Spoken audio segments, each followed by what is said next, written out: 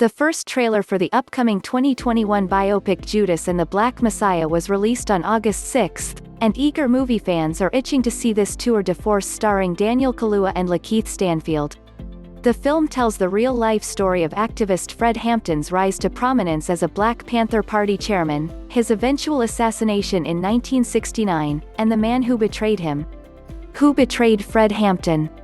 Officers from the Chicago Police Department shot the revolutionary socialist multiple times during a raid at his apartment on December 4, 1969.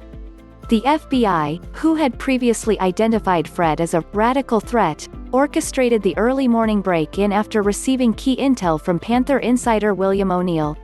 Source: Getty Images. The teen had agreed to infiltrate the political group and act as an informant in order to avoid jail time on various criminal charges. He provided authorities with a floor plan of Fred's West Side apartment, and is rumored to have drugged the 21-year-old ahead of time so that he couldn't fight back.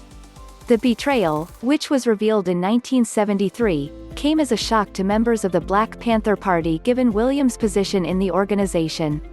He had been in charge of Fred's security and had keys to the Chicago headquarters as well as several safe houses.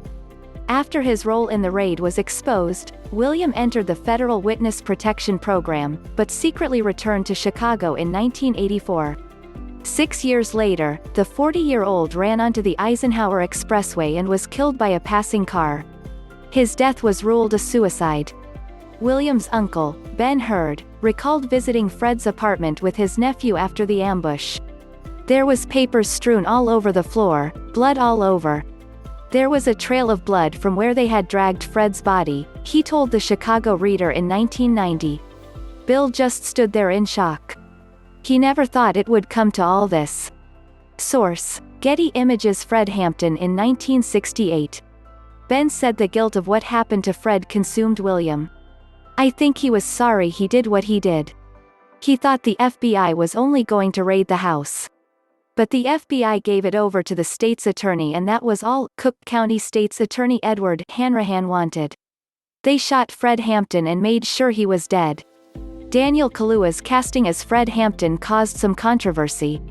Judas and the Black Messiah director Shaka King recently addressed criticism over his decision to cast Daniel, a London-born actor, in the role of an American civil rights leader. I'm well aware of the debate around British actors playing American Black, iconic figures. But I was born in America, my family is Caribbean, and I have a South African name, so I am, literally, emblematic of a diasporic way of thinking, Shaka stated during a virtual panel. Source: Warner Brothers. Pictures: kidnapped Africans ended up all around the world, he added.